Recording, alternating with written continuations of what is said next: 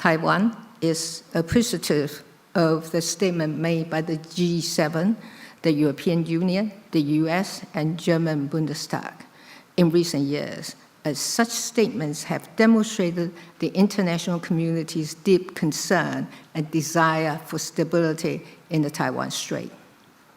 Statements like these tell Beijing that Taiwan is not alone and show the Taiwanese people that they have support. While today, Taiwan is on the front lines of the defense of democracy. Tomorrow, it could be any one of us.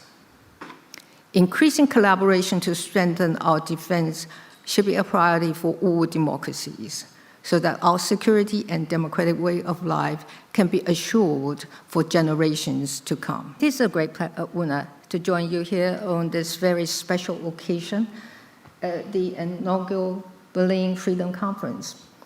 I want to begin by taking this opportunity to thank the Axel Springer Freedom Foundation, Visit Berlin, and the World Liberty Congress for the invitation to speak here. I'd also like to thank Kai Wagner, governing mayor of Berlin, for hosting us. Now, it is wonderful to be back in Germany after almost 15 years. It is great to come back here and be among so many like-minded friends and advocates of democracy. Now, many of you here have dedicated your lives and careers to defending democracy and its values. A lot of you have made tremendous sacrifices in pursuit of those values, yet you remain steadfast when faced with some of the most difficult challenges. It is an honor to be in the company of such courageous people who have been so persistent and determined in your efforts to make the world a better place. Berlin Freedom Week commemorates the fall of the Berlin Wall on the 9th of November 1989. 36 years later, this event is perhaps still the most striking symbol of democracy's victory over authoritarianism. I hope being here in Berlin at this conference can inspire us all to develop strategies to further secure what we worked so hard to achieve and hold so close to our hearts. The dissolution of the Soviet Union was a major turning point that allowed freedom to flourish in the former Eastern Bloc and beyond. And that freedom was accompanied by a new sense of hope and progress. In the wake of this wave of democratization, Taiwan made its own effort to join the democratic world. But our road to democracy was also not easy. It was preceded by decades of authoritarian rule. During that time, Taiwanese were sent to prisons for voicing dissent, and media freedom was limited. Despite this, the Taiwanese people did not give up hope, nor did they give up their democratic dreams. Eventually, their persistent efforts led to Taiwan's first democratic presidential election in 1996, and a period of democratic consolidation followed. Today, Taiwan is recognized as the world's freest and most vibrant democracy. However, as we celebrate and treasure the progress that Taiwan and so many other countries have made in past decades, the threats to democracy have also become even more severe. In recent years, for much of the world, democracy has been under increasing threat. Russia's full-scale invasion of Ukraine served as a wake-up call to all. And Europe has awakened to the extent of this threat, which after more than 3 years of war continues to grow. Russia has been attempting to test the boundaries of more European countries with incursions into their airspace and disruptions to critical infrastructure, such as undersea cables. In Europe, as in Asia, the authoritarian toolkit is very similar. Much of the destabilizing tactics Taiwan has faced in recent years tend to find their way to Europe eventually. We have seen this in the form of cognitive warfare and information manipulation, which are hard to identify and counter, but have long-lasting harmful consequences for democratic societies. These campaigns include disinformation, internet trolls, and media infiltration, all of which are no longer restricted by language barriers due to advances in AI technology. Through these methods, authoritarians attempt to take advantage of the free and open nature of democratic societies to interfere in elections and drive division, while eroding trust in government and in democracy. Now is the consequential time for democracies to reach out and adapt in order to keep our countries safe and our economies prosperous. The rules of engagement have changed, so our collective strategies must evolve with them. Making ourselves resilient in the face of authoritarian challenges is the key to our survival. In Taiwan, we know what resilience looks like. We understand all too well that the danger posed by those who seek to exploit democracy's imperfections. Now we're experiencing much intensified threats and intimidation almost on a daily basis.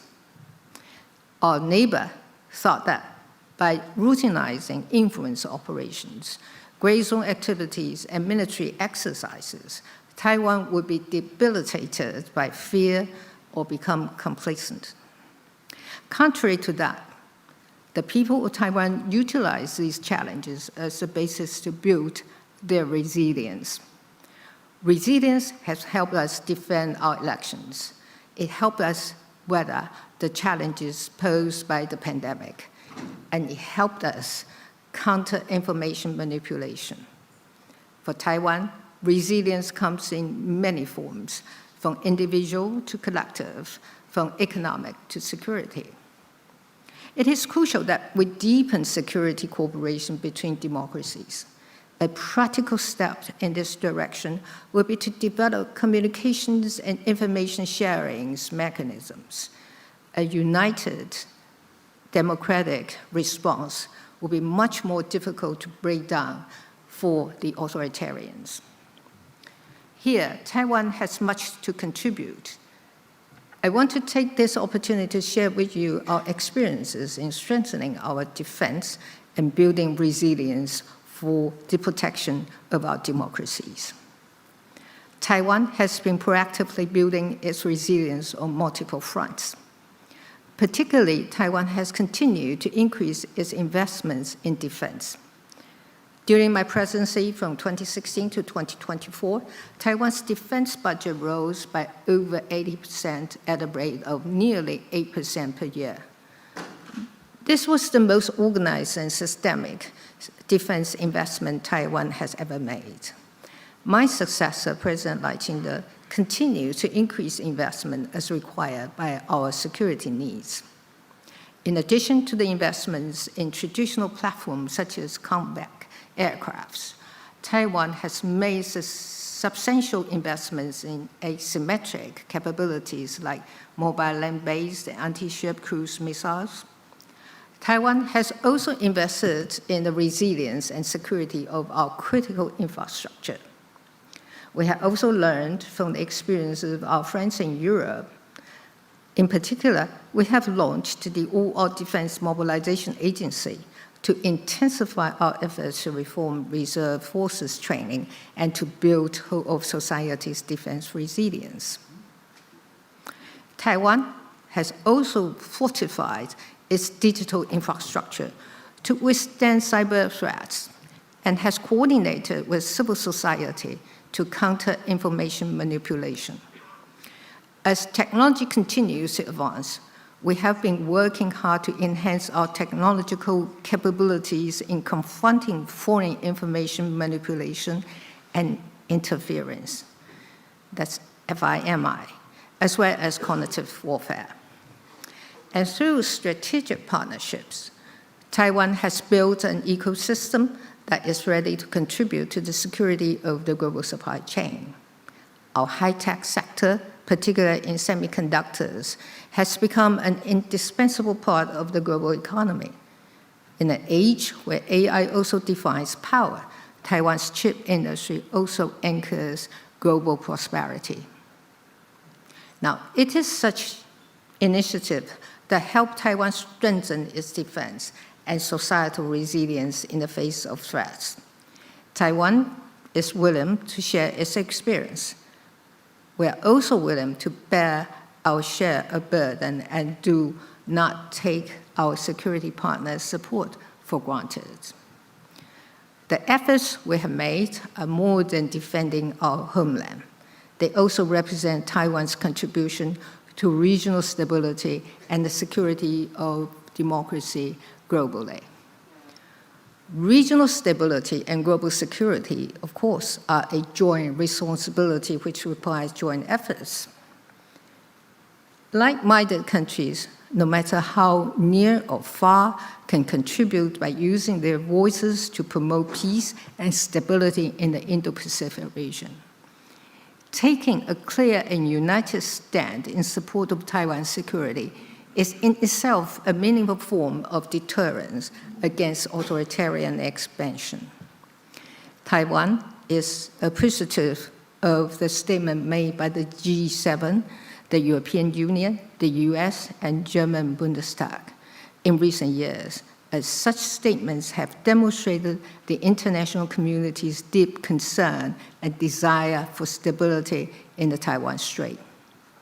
Statements like these tell Beijing that Taiwan is not alone and show the Taiwanese people that they have support.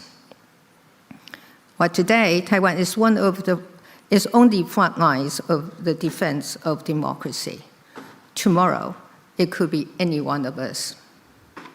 Increasing collaboration to strengthen our defense should be a priority for all democracies, so that our security and democratic way of life can be assured for generations to come. Today's conference is a meaningful step forward towards realizing greater cooperation among people and organizations in our endeavor to build stronger support for freedom and democracy. Just like the fall of the Berlin Wall brought the German people together as a stronger democratic force, I hope Berlin Freedom Week sets us on the course to build a stronger and more unified international democratic community.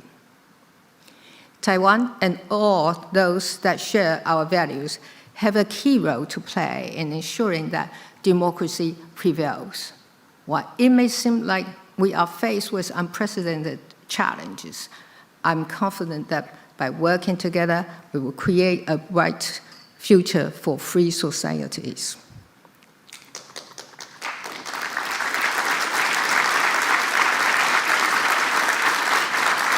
What? I have not done with my speech yet. You still have 2 minutes. Well, I have 2 minutes left. Lastly, I would like to thank all the organizers for putting together an inspiring week of events. I wish each of you a fulfilling Berlin Freedom Week and even greater motivation in your work to promote freedom and democracy. And thank you.